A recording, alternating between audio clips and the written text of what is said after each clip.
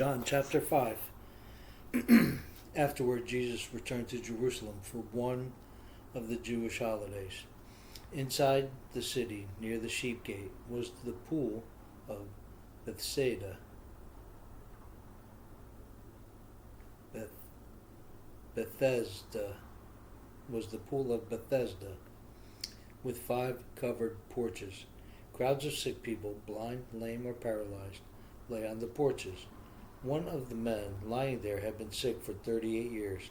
When Jesus saw him and knew he had been ill for a long time, he asked him, "Would you like to get well?"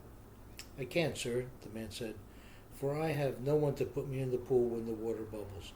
Someone else always gets there ahead of me." Jesus told him, "Stand up, pick up your mat, and walk." Instantly, the man was healed. He rolled up his sleeping mat and began walking. But this miracle happened on the Sabbath, so the Jewish leaders objected. They said to the man who was cured, "You can't work on the Sabbath. The law doesn't allow you to carry that sleeping mat." But he replied, "The man who healed me told me, 'Pick up your mat and walk.'" "Who said such a thing as that?" they demanded. The man didn't know, for Jesus had disappeared into the crowd. But afterward, Jesus found him in the temple and told him, "Now you are well, so stop sinning. Or something even worse might happen to you." Then the man went and told the Jewish leaders that it was Jesus who had healed them. So the Jewish leaders began harassing Jesus for breaking the Sabbath rules. But Jesus replied, "My Father is always working, and so am I." So the Jewish leaders tried all the harder to find a way to kill him.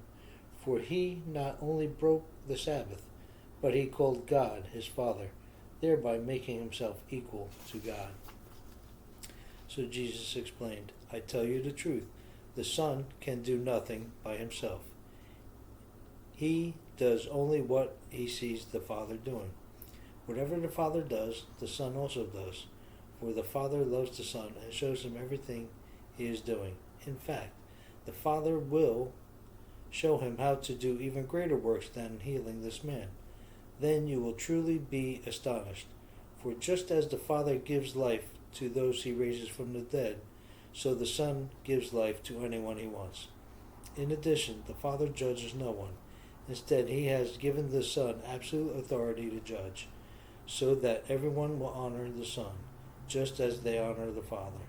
Anyone who does not honor the Son is certainly not honoring the Father who sent him.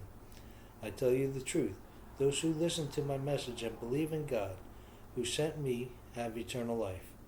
They will never be condemned for their sins, but they have already passed from death into life. And I assure you that the time is coming, indeed, it's here now, when the dead will hear my voice, the voice of the Son of God, and those who listen will live. The Father has life in himself, and he has granted that same life-giving power to the Son, and he has given him authority to judge everyone because he is the Son of Man. Don't be so surprised. Indeed, the time is coming when all the dead in their graves will hear the voice of God's Son, and they will rise again. Those who have done good will rise to experience eternal life, and those who have continued in evil will rise to experiment judgment. I can do nothing on my own. I judge as God tells me. Therefore, my judgment is just, because I carry out the will of the one who sent me, not my own will.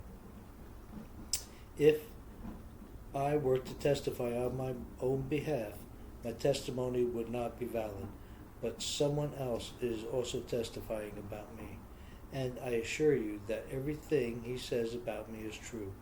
In fact, you sent investigators to listen to John the Baptist, and his testimony about me was true. Of course, I have no need of human witnesses, but I say these things so you might be saved.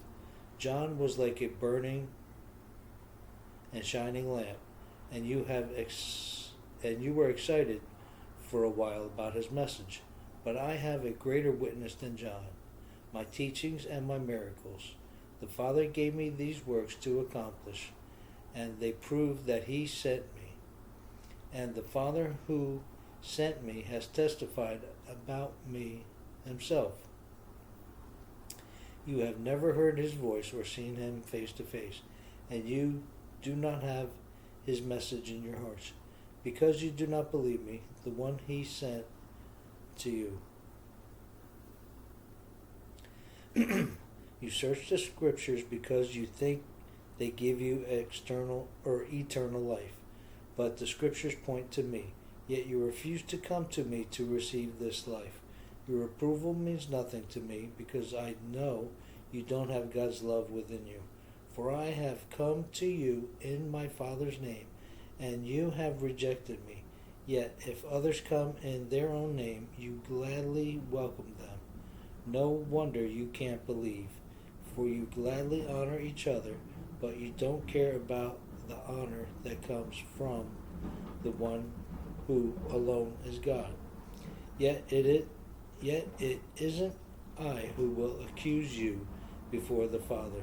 Moses will accuse you. Yes, Moses, in whom you have put your hopes. If you really believed Moses, you would believe me, because he wrote about me.